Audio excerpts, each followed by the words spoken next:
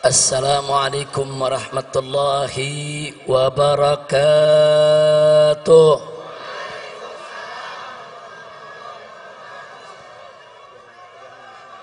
Bismillah walhamdulillah wassalatu wassalamu ala rasulillah wa ala alihi wa sahbihi wa mawalah. Ashhadu an la ilaha illallah wahdahu la syarika lah wa ashhadu anna sayyidana Muhammadan abduhu wa rasuluh la nabiyya ba'dah. Siyadatul habaib asy-syurafa wa sa'adatul ulama'il fudala wa jami'il hadirin al-hibba'il a'izza rahimakumullah. Fi hadhihi al-munasabati as-sa'idah wa bihadha al-ijtima'il mubarak la ansa an usiyakum jami'an wa nafsi bitaqwallah wa bita'ati rasulillahi sallallahu alaihi wa alihi wa sahbihi wa sallam. Fanas'al Allah subhanahu wa ta'ala an yahdiyana ila siratihil mustaqim wa yaj'alana minal muttaqin wa yudkhilana jannatahu jannatan na'im bihaqqi sayyidil mursalin walhamdulillahi rabbil alamin. Taqabbalallahu minna wa minkum fataqabbal ya karim. Kepada para habaib, para alim ulama, para kiai, kepada segenap kaum muslimin dan muslimat rahimakumullah, saya menyampaikan berjuta terima kasih dan penghargaan yang tinggi kepada semuanya atas kehadirannya pada acara peringatan Maulid Nabi besar Muhammad sallallahu alaihi wasallam. Semoga tidaklah Anda pulang dari tempat ini nanti kecuali dosa kita semua diampuni oleh Allah subhanahu wa ta'ala, kesalahan kita dimaafkan, kemudian urusan kita semua dimudahkan, dan kita semua dijadikan sebagai orang-orang yang salihin. Amin ya rabbal alamin. Ahibba'il kiram, Nabi yang kita peringati maulidnya pada malam hari ini adalah seorang manusia yang memiliki akhlak yang sangat agung. Keagungan akhlak beliau dipersaksikan langsung oleh Allah subhanahu wa ta'ala melalui firman-Nya. Wallahu subhanahu wa ta'ala qala fi akhlaqi nabiyhi sayyidina Muhammadin sallallahu alaihi wasallam wa innaka la'ala khuluqin azim.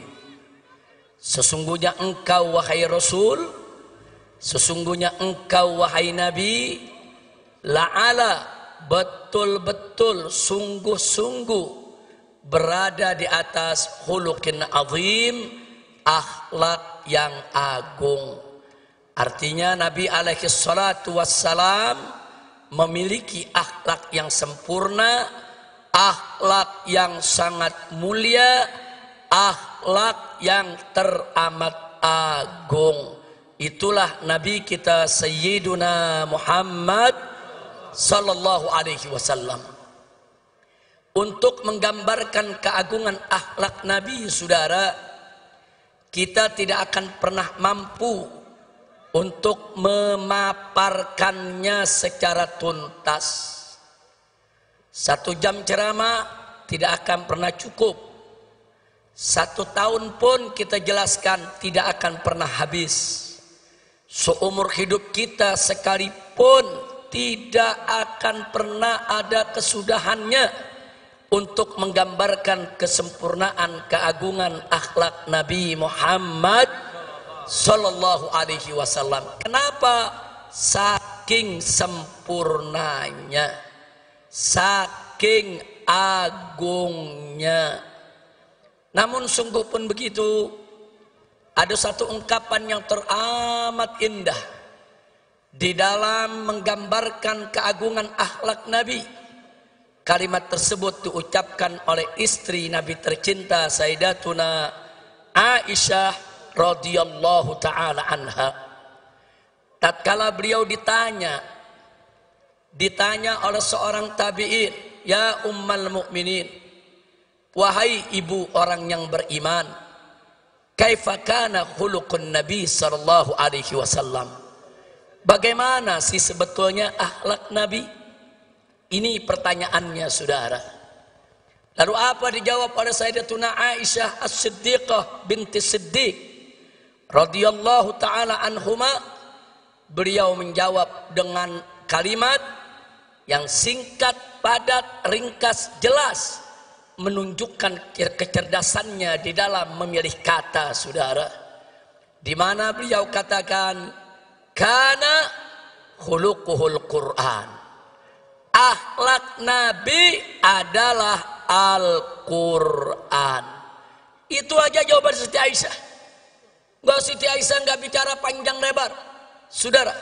Siti Aisyah nggak repot-repot mengungkapkan dengan aneka ragam untayan kalimat. Beliau cukup mengatakan pada saat ditanya, bagaimana sebetulnya akhlak Nabi? Beliau menjawab, akhlak Nabi adalah Al-Quran. Artinya, saudara, kalau kita ingin bicara akhlak Nabi, kemana Al-Quran menuntun, kesanalah Nabi kita berjalan, saudara. Bagaimana Al-Quran itu mengatur, itulah yang dilakukan oleh Nabi, saudara. Dan bagaimana Al-Quran itu menentukan jalan hidup, begitulah jalan hidup Nabi kita Sayyiduna Muhammad sallallahu alaihi wasallam. Al-Quranul Karim mewajibkan aneka ragam kewajiban. Demi Allah, tak satu pun kewajiban pernah ditinggalkan oleh Nabi alaihi salatu wassalam. Al-Quranul Karim mengharamkan aneka ragam di Muhammad sallallahu alaihi wasallam. Oleh karenanya, saudara, bicara tentang revolusi akhlak berarti bicara suatu revolusi yang mengikuti jalan hidup Nabi Muhammad sallallahu alaihi wasallam. Bicara tentang revolusi akhlak berarti bicara tentang satu revolusi yang berdiri tegak di atas Al-Quran dan sunnah Nabi kita Sayyiduna Muhammad sallallahu alaihi wa alihi wa sahbihi wasallam. Nah, kenapa pada kesempatan ini kita mengingatkan tentang revolusi akhlak, saudara? Sebab Nabi kita tidaklah diutus kecuali untuk menyempurnakan akhlak. Nabi yang bersabda dalam satu hadisnya, au kama qala Nabi sallallahu alaihi wasallam, innama bu'ithu li utammima makarimal akhlak. Innama dalam bahasa Arab adatun min adawatil hasr, yaitu suatu kata yang biasa digunakan untuk pembatasan, saudara. Innama kalau diterjemahkan dalam bahasa Indonesia, sesungguhnya hanya. Sesungguhnya hanya. Jadi kalau Nabi mengatakan innama bu'ithu, sesungguhnya aku ini diutus hanya. Hanya untuk apa? Liutammima makarimal akhlak, untuk menyempurnakan kemuliaan akhlak. Jadi, saudara, ajaran Nabi alaihi salatu wassalam berdiri atas dasar akhlak. Ajaran Nabi alaihi salatu wassalam baik dalam konteks ibadat maupun muamalat, semua berdiri atas dasar akhlak. Karena itu kewajiban semua umat Islam dalam setiap aspek kehidupannya senantiasa berdiri atas dasar akhlak, saudara. Makanya aneh sekali hari ini saya mendengar pernyataan dari seorang pejabat tinggi, saudara. Hari ini, saudara, saya mendengar pernyataan dari seorang pejabat tinggi yang mengatakan, saudara, agama tidak mengatur negara. Inna lillahi wa inna ilaihi raji'un. Saudara, orang yang berprinsip agama tidak mengatur negara, saudara, ini datang dari pemikiran liberal atau datang dari pemikiran ateis. Pemikiran liberal adalah mereka-mereka yang ingin membebaskan diri mereka dari ikatan agama. Sedangkan pemikiran ateis, saudara, mereka-mereka yang ingin mengatur kehidupannya tanpa ada ikatan kepercayaan kepada Tuhan, saudara. Dan ini sangat berbahaya di negara kesatuan Republik Indonesia yang berdasarkan ketuhanan yang Maha Esa, sebagaimana tertera dalam konstitusi negara, Undang-Undang Dasar 1945 pasal 29 ayat 1, bahwa negara Republik Indonesia berdasarkan ketuhanan yang Maha Esa. Jadi para founding father itu para pendiri bangsa, dari sejak awal kemerdekaan kita sudah menetapkan bahwa Indonesia berdasarkan tauhid. Indonesia berdasarkan tauhid, berdasarkan ketuhanan yang Maha Esa. Yang oleh karenanya setiap kebijakan dalam negara kesatuan Republik Indonesia tidak boleh lepas dari nilai-nilai luhur ketuhanan yang Maha Esa. Sehingga setiap kebijakan apa saja di dalam pengelolaan negara Republik Indonesia tetap harus mengacu kepada ajaran agama, sehingga semua kebijakan di dalam pengelolaan negara Republik Indonesia harus berdiri atas dasar akhlak, saudara. Takbir. Jadi kalau ada pejabat tinggi mengatakan agama tidak boleh mengatur negara, jadi negara mau diatur pakai apa? Mau jadi negara PKI, mau jadi negara ateis, mau jadi negara setan, mau jadi negara iblis. Maka itu saya tanya semua saudara, dasar negara kita apa? Ketuhanan. Ketuhanan yang Maha Esa itu, saudara, adalah dasar tauhid. Apa kalimat tauhid kita? Semuanya la ilaha illallah. Lagi. Sekali lagi. Takbir. Nah, jadi kita mau ingatkan dari mulai presiden dan para menterinya sampai pejabat yang di bawah, ingat, Indonesia adalah negara tauhid. Sekali lagi kita ingatkan kepada mereka, Indonesia adalah negara tauhid, negara berdasarkan ketuhanan yang Maha Esa, sesuai apa yang tertera dalam Undang-Undang Dasar 18 Agustus 1945 pasal 29 ayat 1 yang berbunyi negara Republik Indonesia berdasarkan ketuhanan yang Maha Esa. Jadi kalau kalian ingin menyingkirkan ajaran agama, ingin menyingkirkan aturan agama, ingin menyingkirkan ajaran Islam dari pengelolaan negara, berarti kalian ingin mengangkangi konstitusi, ingin menghancurkan negara ini, dan ingin menghancurkan dasar negara. Betul? Maka itu saya mau tanya, siap jaga ketuhanan yang Maha Esa? Siap jaga negara Republik Indonesia? Takbir. Jadi saya ingatkan kepada semua ya ikhwan, saya nggak peduli siapapun orangnya saudara, mau presiden, mau menteri, mau para jenderal TNI dan Polri, hati-hati kalian. Kalau kalian ingin menyingkirkan ajaran agama dalam pengelolaan negara Republik Indonesia, berarti kalian ingin melawan agama, kalian menantang agama. Demi Allah, kami tidak akan mundur walaupun selangkah, saudara. Takbir. Takbir. Takbir. Nah baiklah, jadi saya mau garis bawahi, ucapan agama tidak boleh ngatur negara itu ucapan nggak punya akhlak, nggak punya akhlak. Betul? Betul? Pemimpin ngebohong melulu, Punya akhlak gak? Punya akhlak gak? Nggak punya akhlak. Nggak punya. Pemimpin ingkar janji melulu. Punya akhlak gak? Punya akhlak gak? Punya akhlak gak? Habaib ulama dikriminalisasi hanya karena tidak sejalan dengan penguasa. Punya akhlak gak? Kriminalisasi ulama punya akhlak gak? Ayo jawab yang kompak, punya akhlak gak? Ulama dicaci maki, dihina-hina oleh buzzer, tapi buzzernya nggak ditangkap-tangkap. Punya akhlak gak? Punya akhlak gak? Punya akhlak gak?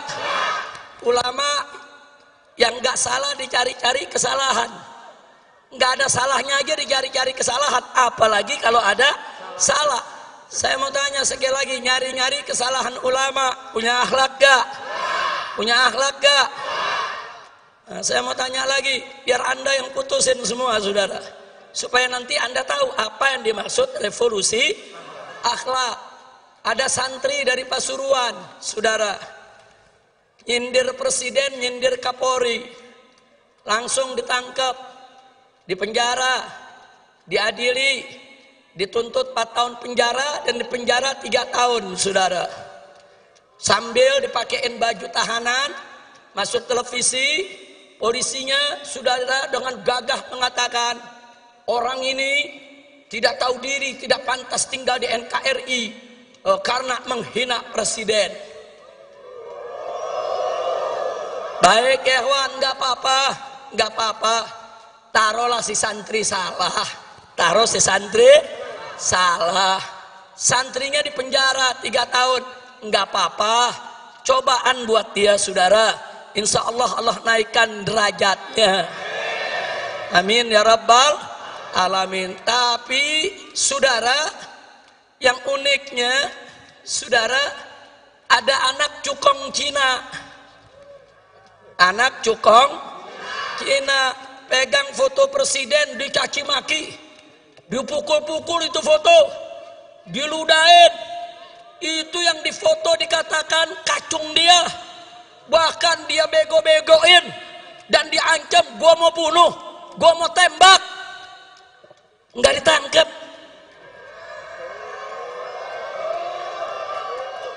Saya tanya, punya akhlak gak?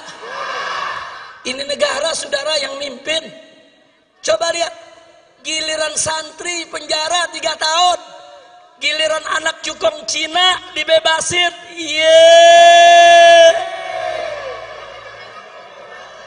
Saya jadi ingat sama lagi nih. Saya tanya, kacau gak? Kacau gak? Santri nyindir presiden penjara 3 tahun, anak cukong Cina hina presiden, ngancem bunuh presiden, dibebasin.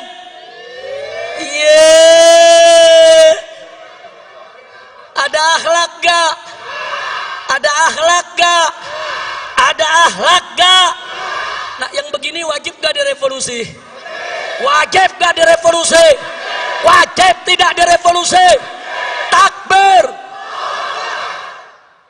Saudara, saya cuma mau tanya doang. Saya udah ajukan beberapa hal, anda yang jawab akhlak apa enggak, begitu doang.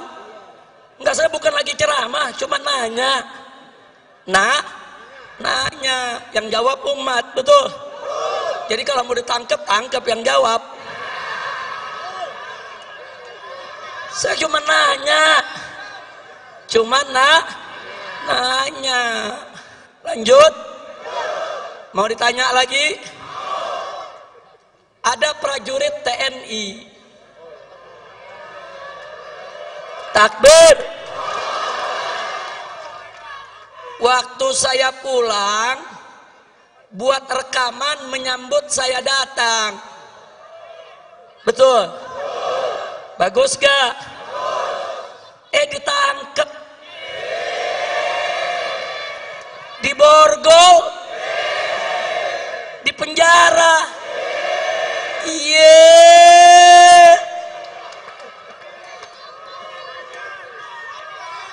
Baik, katanya melanggar disiplin militer. Katanya tidak sesuai Sabta Marga. Unyil. Saya kenapa di sini jadi ingat unyil lagi ya? Udah lama lupa Beb. Udah 3 tahun setengah nggak ceramah. Ingat unyil, ingat Lanjut. Perhatikan baik-baik. Seorang prajurit TNI menyambut kepulangan seorang Habib di Borgol, ditangkap di penjara. Yang menarik, cukong Cina lagi. Cukong Cina, saudara, digotong-gotong, dibopong-bopong sama prajurit Brimob. Digotong-gotong. Ini Cina pakai nama Datuk Tahir. Jadi orang kalau udah dengar namanya kan nggak tahu dia Cina. Datuk Tahir dari Mayapada, saudara. Ini cukong Cina digotong-gotong, dibombong-bombong rame-rame oleh para prajurit Brimob. Nggak ada masalah, saudara. Lalu kenapa ada prajurit TNI sekedar mengucapkan selamat datang kok harus ditahan? Kurang ajar. Betul?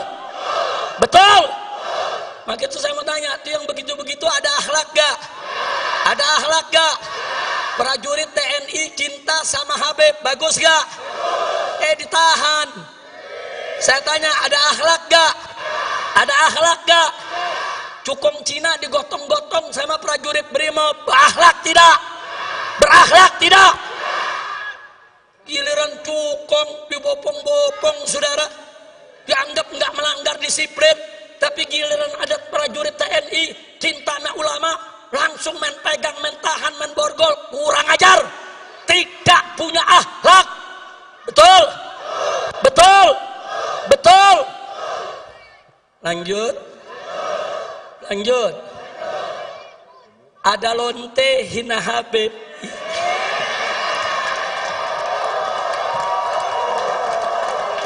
Pusing. Sampai lonte ikut-ikutan ngomong.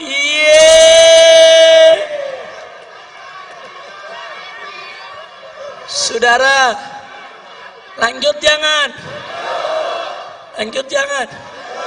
Ya lu jangan berisik dong. Saya nggak marah, cuman ada umat yang marah, ngancam mengepung lonte. Polisi kalang kabut jagain lonte. Iya.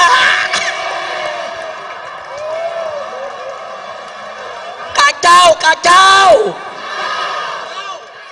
Lonte hina Habib dijaga polisi.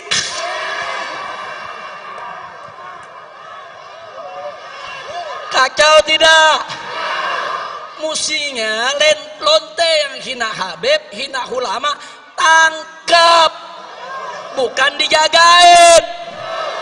Polisi jawab, tapi ada ancaman Habib, maka lu tangkap. Betul? Ditangkap enggak? Dijagain. Jangan-jangan minta jatah kali.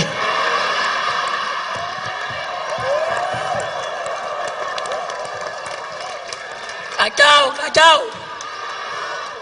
Saya ngelihat begini sakit jadi baik. Mudah-mudahan gak sakit lagi dah. Amin. Udah dah, jangan diterusin dah. Udah biarin lonte, biar rame lonte aja dah ngomongnya. Kira-kira jelas gak? Lanjut.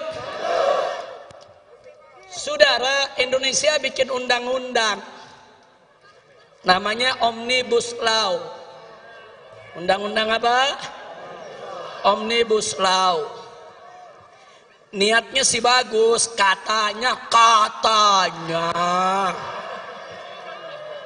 untuk mempermudah dan memperlancar dunia usaha, katanya untuk meringkaskan lebih dari 70 undang-undang dalam satu undang-undang saja, katanya.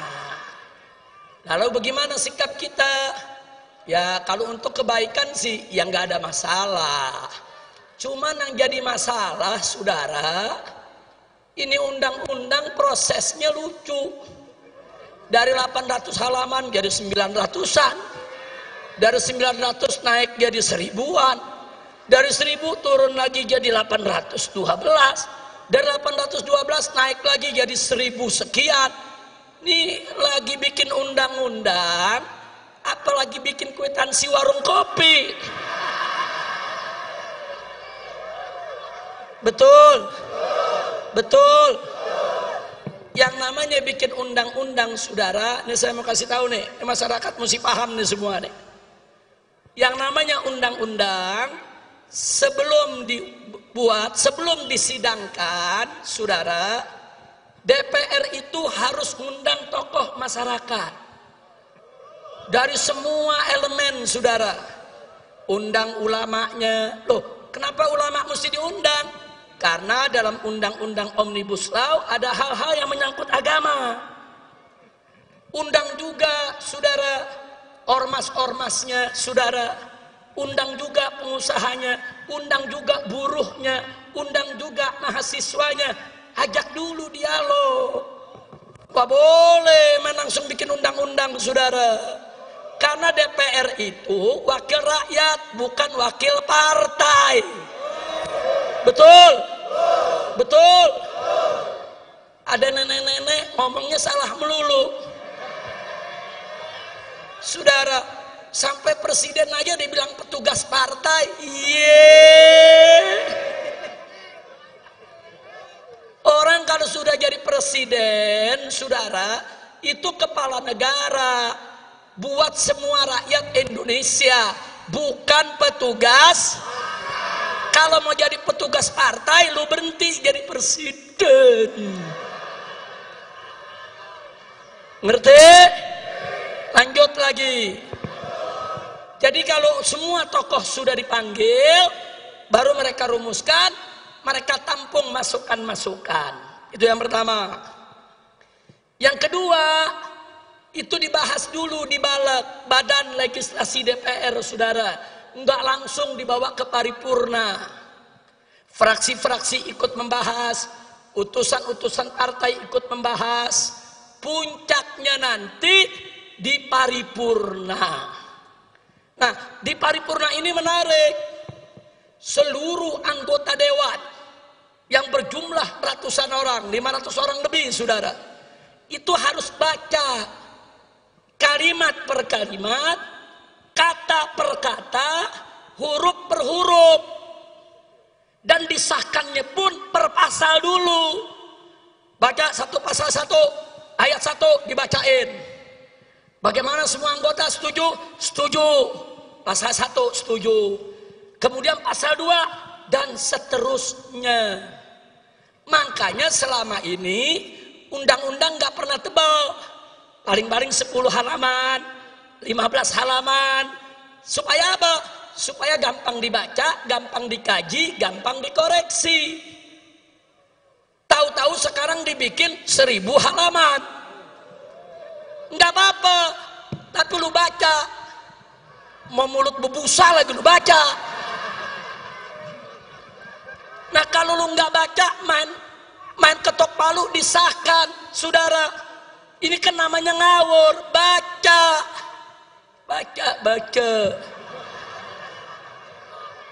Adam jawab, Habib, kalau dibaca 1000 halaman bisa berhari-hari baru selesai. Yang suruh buat 1000 halaman siapa? Goblok. Betul? Lu mau bikin 1000 halaman boleh, tapi baca.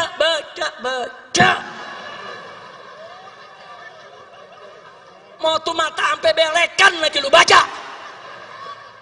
Betul? Loh kenapa? Ini undang-undang. Kalau sudah diketok palu, kita semua ini wajib untuk mematuhinya, saudara. Nggak boleh sembarangan. Ketua DPR ditanya, bagaimana ibu? Apa ibu sudah baca semua? Jawabnya, ya sudah baca secara acak. Iya. Ketua DPR-nya aja, saudara, kelasnya seperti ini. Tidak mau baca tuntas, itu undang-undang. Kalau kau tidak baca tuntas, tidak boleh kau ketuk palu untuk besarkannya. Betul? Takbir. Sekarang saya mau tanya, bikin undang-undang nggak pakai baca ketok palu, punya akhlak gak? Punya akhlak gak? Punya akhlak gak? Nggak punya akhlak, saudara. Jadi sekarang ini kita sedang krisis akhlak. Dari mulai presiden, menteri, sampai pejabat ke bawah, krisis. Nah kalau ada yang jawab, tapi Habib, masyarakat juga banyak krisis akhlak. Jelas, masyarakat banyak krisis akhlak, manakala pemimpinnya tidak berakhlak. Kalau pemimpinnya berakhlak, ulamanya berakhlak, umaroknya berakhlak, masyarakat juga akan berakhlak. Sinfan minan nas, in soluha, soluhan nas, wa in fasada, fasadan nas. Ada dua golongan manusia. Kalau keduanya baik, masyarakat semua baik, ya ikhwan. Kalau keduanya jelek, masyarakat semua rusak, ya ikhwan. Nah, jadi jangan salahkan rakyat dulu, jangan salahkan masyarakat dulu. Saudara, jangan lihat para pemimpinnya. Kalau mereka tidak berakhlak, kalau mereka tidak menjaga akhlak, wajar, pantas. Kalau yang di bawah akhirnya banyak lagi yang tidak memandang akhlak. Betul? Betul? Nah gitu saya mau tanya, kalau sudah krisis akhlak begini, berarti revolusi akhlak penting tidak? Perlu tidak? Setuju? Siap revolusi akhlak? Siap revolusi akhlak? Takbir! Takbir! Sallu ala Nabi. Nah, sebelum saya akhiri, saudara, ada yang mengatakan begini, kenapa Habib Rizik dan kawan-kawan masih buka pintu dialog, masih buka pintu rekonsiliasi, masih buka pintu perdamaian? Kata mereka, revolusi itu tidak kenal kata damai, revolusi itu tidak kenal kata rekonsiliasi. Saya mau jawab, revolusi yang tidak kenal kata damai itu bukan revolusi akhlak namanya, saudara.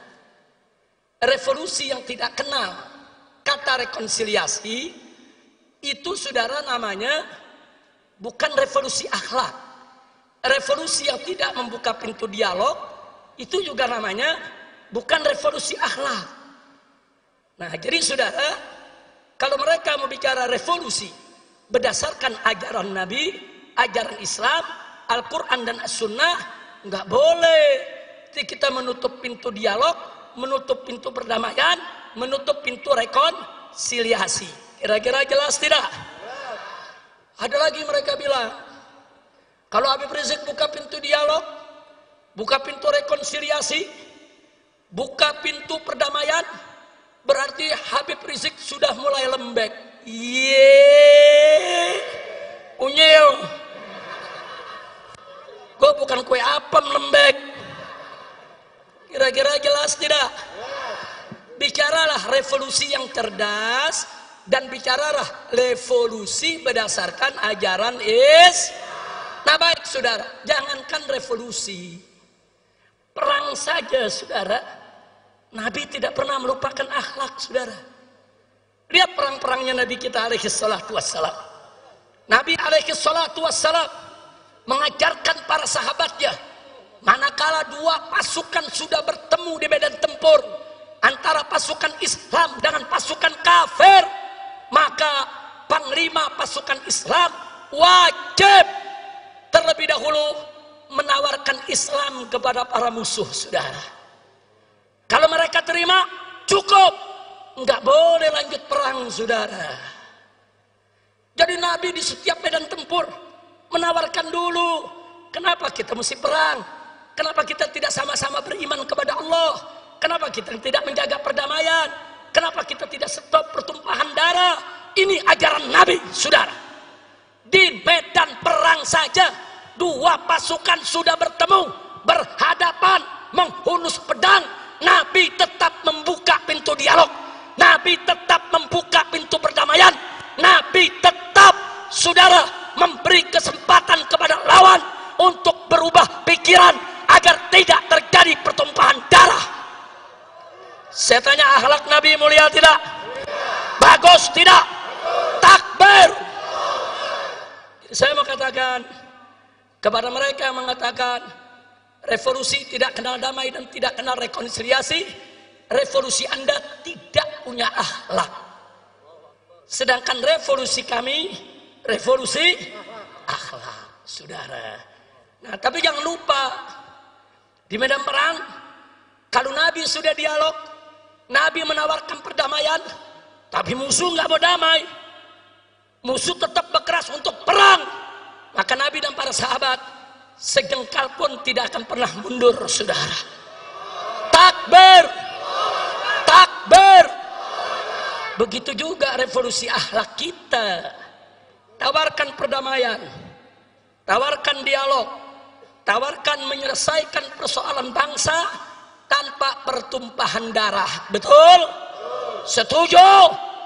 Tapi kalau ternyata mereka tidak mau, terus menerus berbuat zalim, terus menerus menindas rakyat, terus menerus merusak bangsa dan negara, terus menerus mengkriminalisasi ulama, terus menerus memang ingin menumpahkan darah, maka apa boleh buat, dari revolusi akhlak bisa berubah menjadi jihad fisabilillah, saudara.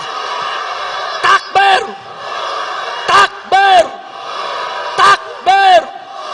Siap jihad, siap jihad, takbir. Jadi kalau kami menawarkan dialog, berarti kami tidak mau perang.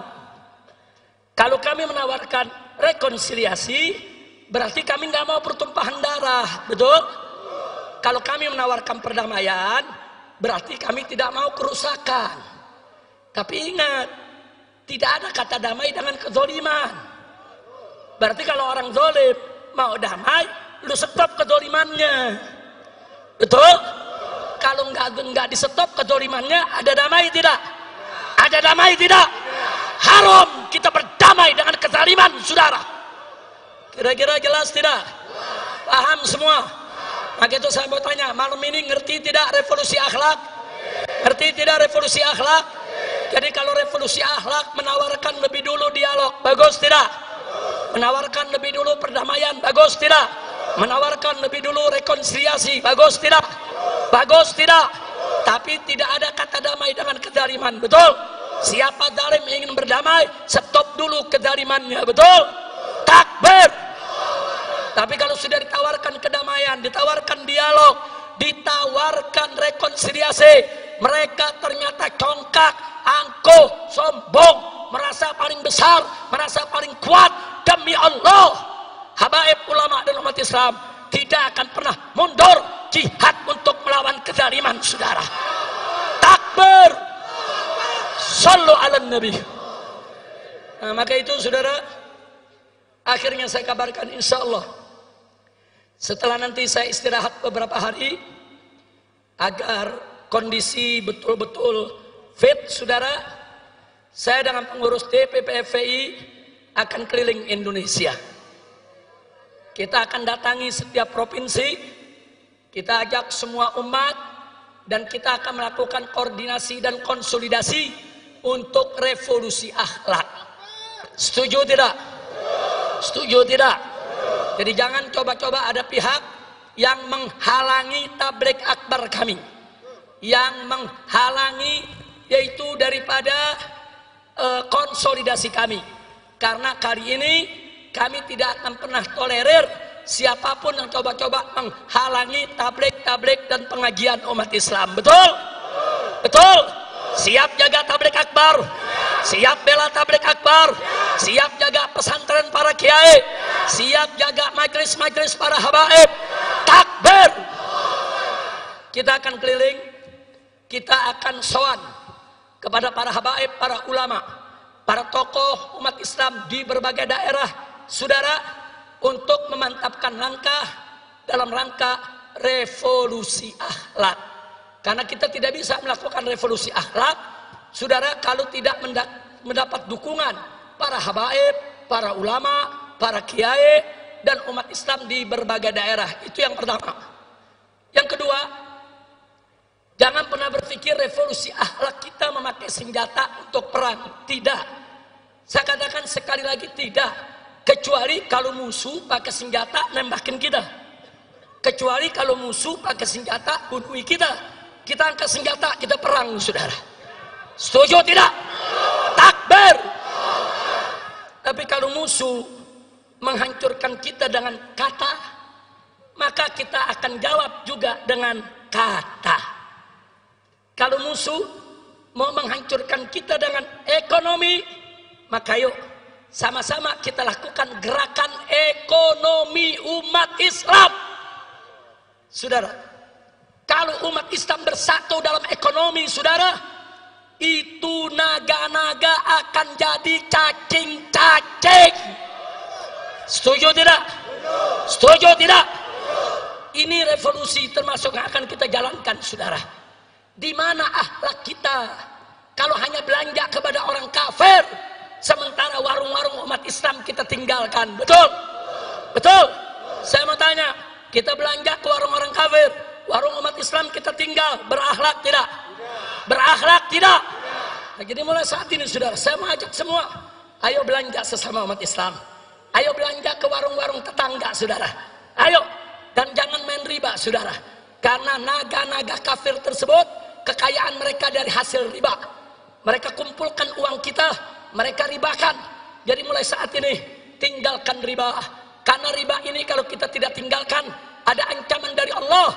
Allah berfirman, fa'dzanu biharbin minallahi wa rasulih. Umumkan, kata Allah, perang dari Allah dan Rasulnya. Allah dan Rasulnya memerangi pemakan riba, pemain riba, saudara, penyembah riba. Maka itu jauhkan dari hidup kita persoalan-persoalan riba, saudara. Insya Allah nanti dalam waktu dekat, saudara, insya Allah kita akan paparkan kepada umat langkah-langkah revolusi akhlak apa yang harus kita lakukan bersama. Setuju tidak? Setuju tidak? Tapi jangan lupa, sebelum kita bicara revolusi akhlak di bidang muamalat, kita harus terlebih dahulu revolusi akhlak di bidang ibadat. Artinya, yang kemarin sholatnya sudah bagus, maka mulai saat ini dan seterusnya, sholatnya harus lebih diperbagus lagi, saudara. Begitu juga yang kemarin, saudara, sholatnya belum bagus, maka mulai hari ini, saat ini, sholatnya sudah harus bagus, saudara. Jadi tinggalkan segala maksiat, tegakkan semua taat. Itu salah satu syarat mutlak revolusi akhlak, saudara. Tidak ada revolusi akhlak kalau kita tidak sholat. Tidak ada revolusi akhlak kalau kita masih tetap maksiat. Enggak ada revolusi akhlak, saudara, kalau kita tidak mau taat kepada Allah. Betul? Mulai dari diri kita, mulai dari ibadat. Jangan tinggalkan sholat, jangan tinggalkan puasa Ramadan, jangan tinggalkan zakat, saudara. Jauhkan segala kemungkaran dan kemaksiatan.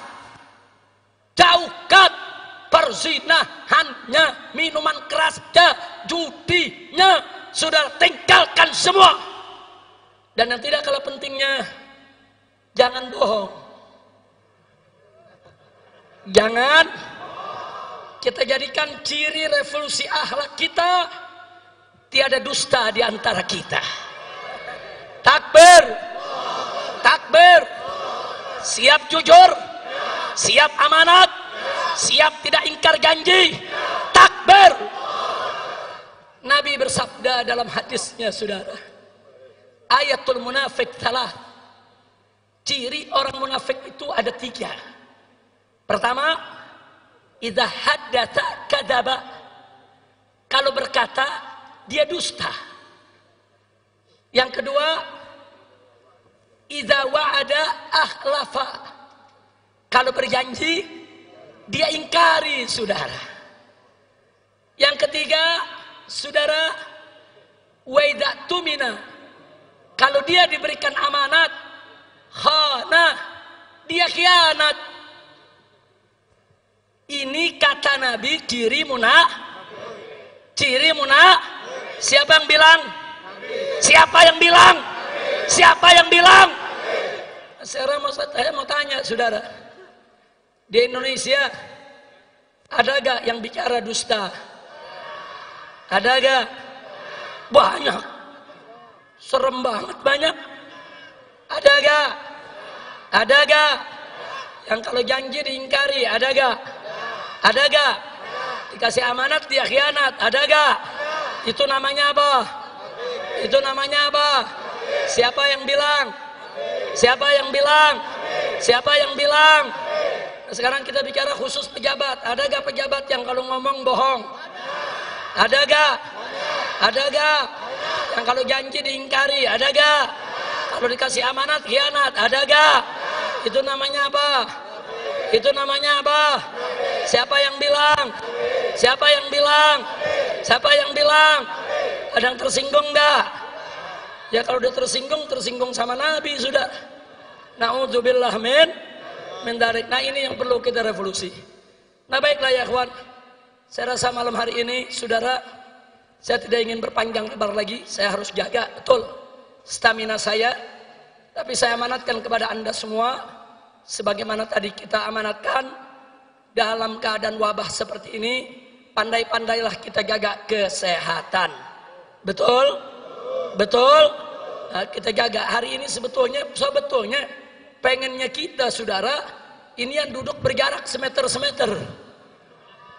Panitia jawab, boro-boro yang duduk, Habib lagi dapat tempat duduk susah. Sebetulnya pengennya duduk 1 meter. Tapi saya tanya, ada lagi yang jawab jamaah, boro-boro semeter Beb, ini duduk pantat sebelah. Tapi nggak apa-apa, ini namanya antusias umat. Betul? Mudah-mudahan kita dijauhkan dari penyakit.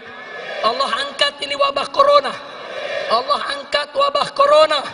Allah angkat wabah corona. Amin ya rabbal alamin. Nah kemudian terakhir, jangan lupa semua tetap harus ikut komando para habaib dan ulama. Setuju? Setuju? Takbir. Maaf saudara, pemerintah saat ini banyak ingkar janji, banyak berkata bohong, dan banyak melakukan khianat terhadap amanat. Betul? Bahkan maaf, DPR RI tidak terkecuali. Mereka tidak lagi mewakili rakyat, tapi mereka lebih banyak mewakili oligarki para konglomerat. Betul? Betul? Maka itu sekarang kesian nasib bangsa Indonesia saudara. Kesian, pemerintah tidak peduli lagi pada rakyatnya, DPR tidak peduli lagi pada rakyatnya. Tapi jangan khawatir, habaib dan ulama tidak akan pernah meninggalkan umat saudara. Betul? Siap ikut habaib, siap ikut ulama. Takbir.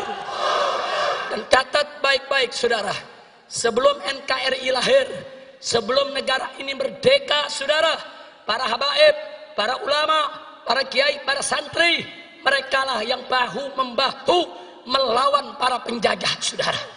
Sekali lagi, saat itu tentara belum ada, polisi belum lahir saudara, tapi para kiai, para habaib, para pesantren dengan setia menjaga rakyat, menjaga umat, membela bangsa, membela negara, mengusir penjajah sehingga kita merdeka saudara. Tahu-tahu sekarang ada bangsa sendiri yang mau jajah kita. Tentara Belanda, tentara Inggris saudara, tentara Jepang diusir sama rakyat karena menindas. Betul? Betul? Apalagi Londo Ireng. Tahu Londo Ireng? Tahu Londo Ireng? Belanda hitam. Belanda. Saya mau tanya saudara, sama Belanda aja kita nggak takut, sama Londo Ireng takut gak? Takut gak? Maka itu sekali lagi, siap sekali lagi kita merebut kemerdekaan? Siap sekali lagi kita merebut kemerdekaan?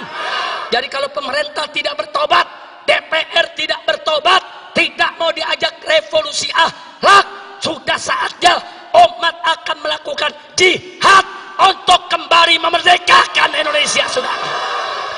takbir, takbir, takbir. Siap revolusi, siap revolusi akhlak. Ayo, ayo, ayo revolusi, ayo revolusi sekarang juga. Semua. Ayo, ayo, ayo revolusi, ayo revolusi sekarang juga. Lagi. Ayo, ayo revolusi sekarang juga. Dipercepat. Ayo, ayo, ayo revolusi, ayo revolusi sekarang juga. Ayo revolusi, ayo revolusi sekarang juga. Lagi. Ayo, ayo, ayo revolusi, ayo revolusi sekarang juga. Paling cepat. Ayo, ayo, ayo revolusi sekarang juga. Ayo, ayo, ayo revolusi. Takbir, takbir, Allahu Akbar. takbir. Sallu ala Nabi. Siap merdeka? Merdeka! Merdeka! Merdeka! Merdeka dari penjajahan oligarki, betul? Takbir! Merdeka dari penjajahan cukong naga, betul? Betul? Betul? Takbir! Merdeka dari londo ireng, betul? Takbir! Sallu ala Nabi. Cukup sampai di sini. Hus, lu lanjut. Ntar gue pingsan di sini. Cebong mana nyanyi. Habib nggak boleh pingsan di mimbar, betul? Kalau pingsan di mimbar, cebong bahagia. Besok bazar rame. Habib Rizik dapat laknat pingsan di mimbar. Iya. Depan cebong nggak boleh kelihatan lemah, betul? Betul? Ya udah sekarang saya tanya semua, siap jujur? Siap amanat? Betul? Siap sholat? Siap puasa? Siap zakat? Siap tinggal maksiat? Betul? Betul? Anak muda, angkat tangan anak muda. Siap nggak pacaran? Siap kawin? Betul. Kawin boleh, pacaran jangan. Betul? Betul? Anak muda, angkat tangan anak muda. Siap tidak pacaran? Betul? Siap kawin? Takbir. Pokoknya segala maksiat kita tinggal. Betul? Setuju? Setuju? Takbir. Nah, ini yang saya mau sampaikan, saudara. Mudah-mudahan bermanfaat untuk kita semua. Sekarang baca surat Al-Fatihah, kita niatkan bibarkatil Fatihah agar para umar kita dapat taufik dan hidayah, sehingga mereka bisa memimpin negara dengan adil dan amanat. Tapi Allah Maha tahu, jika hati mereka tertutup, tidak lagi bisa menerima taufik dan hidayah. Hancurkan mereka ya Rabb, tumbangkan mereka ya Rabb. Berikan kepada kami pemimpin yang adil ya Rabb, pemimpin yang taat kepada Engkau ya Rabb, yang taat kepada kekasih-Mu ya Rabb, pemimpin yang cinta kepada bangsa dan rakyatnya, negeri dan negaranya ya Rabbal Alamin. Ala hadhihi niyah wa likulli niyatin salihah wa ila hadratin Nabiil Mustafa sallallahu alaihi wasallam bisiril Fatihah.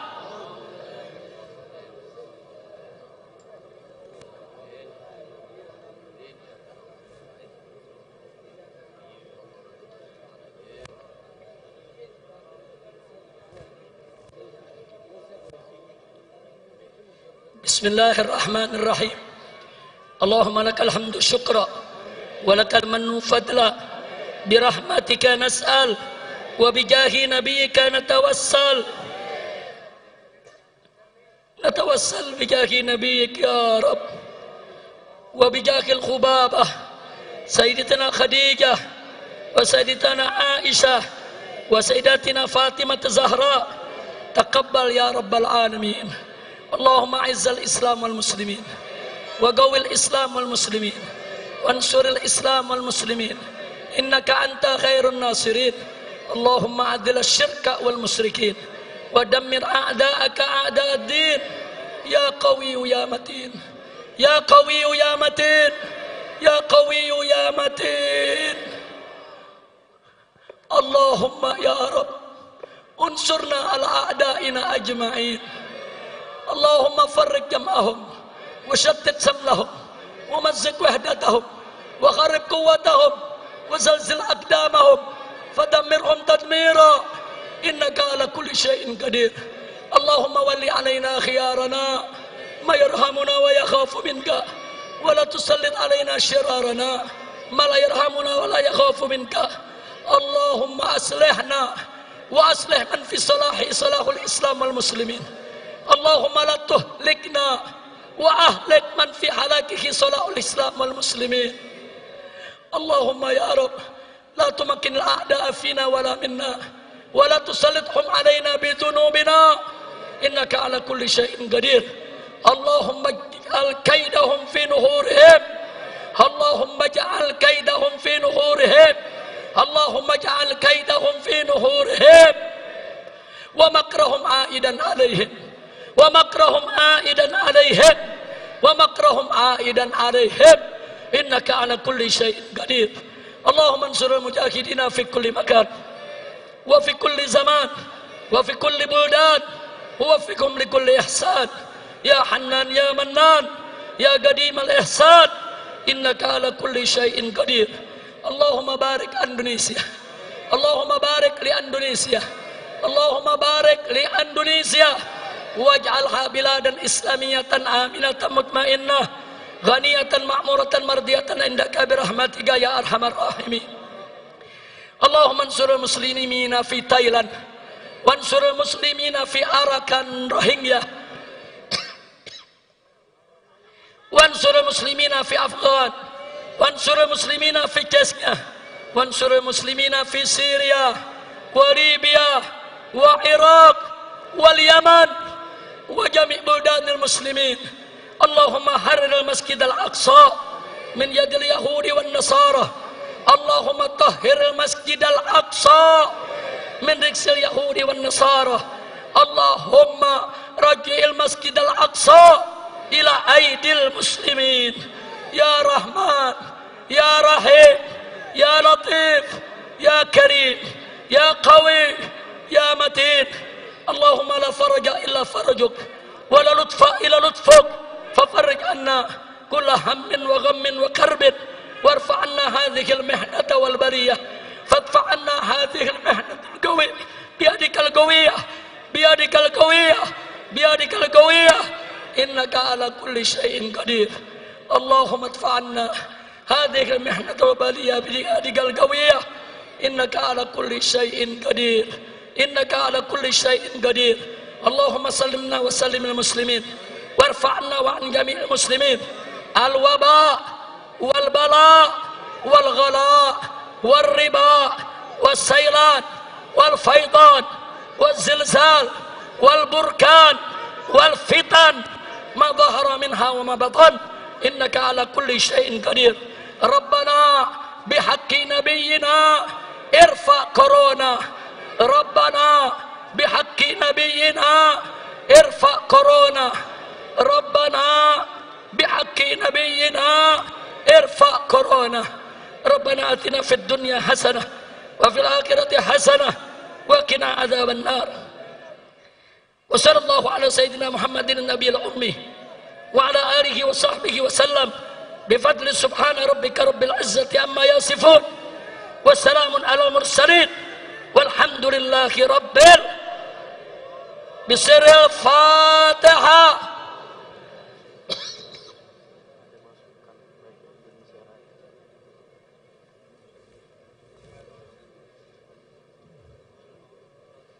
Taqabbalallahu minna wa minkum taqabbal ya karim. Sebelum kita tutup, saya minta pertama rame-rame dengan penuh semangat kecintaan kepada Indonesia, kita menyanyikan Indonesia Raya. Setuju? Setelah itu kita akan baca salatullah salamullah. Rame-rame. Silakan berdiri semua. Silakan Adi Alwi. Siapa lagi dibantu? Dibantu bawakan lagu Indonesia Raya. Mana Adi Alwi? Tolong jangan maju, jangan maju. Maju, maju. Nyanyi Indonesia Raya. Hiduplah Indonesia Raya, Indonesia tanah airku, tanah tumpah darahku. Di sanalah aku berdiri, jadi pandu ibuku.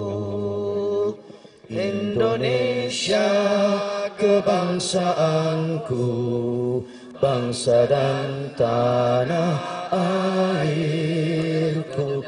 Marilah kita berseru, Indonesia bersatu. Hiduplah tanahku, hiduplah negeriku, bangsaku, rakyatku semuanya. Bangunlah jiwanya, bangunlah radanya untuk Indonesia Raya.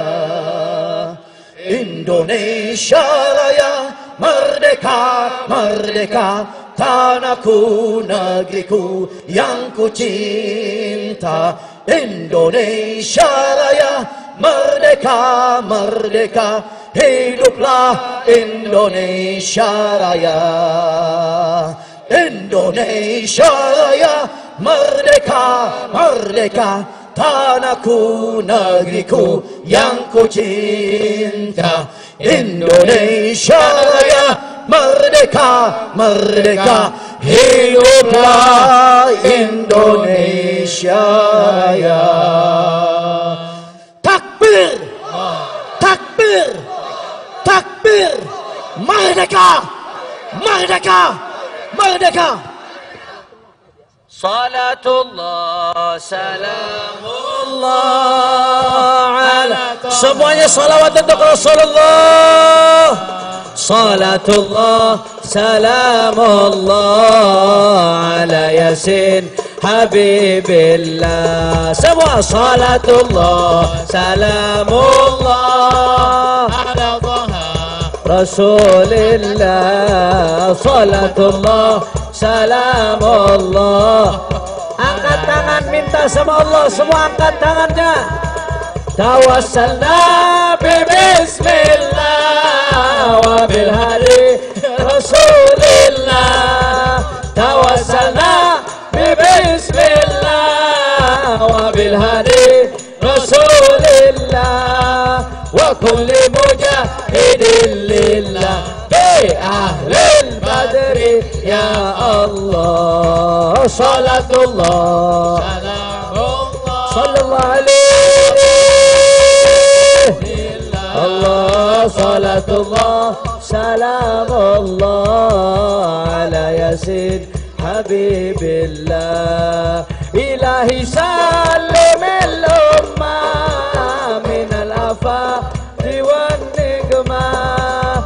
Ilahi salim al-ummah min al-afati wan nikmah.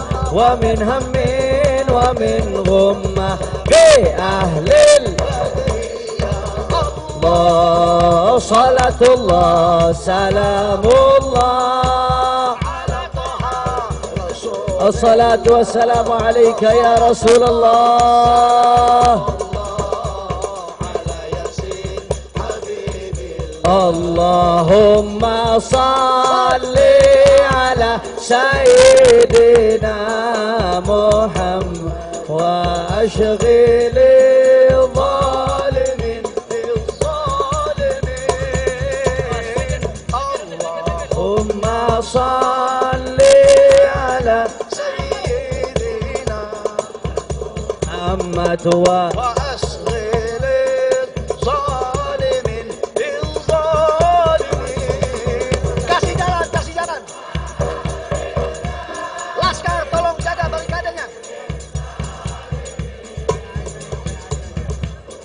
وعلى آله وصحبه أجمعين.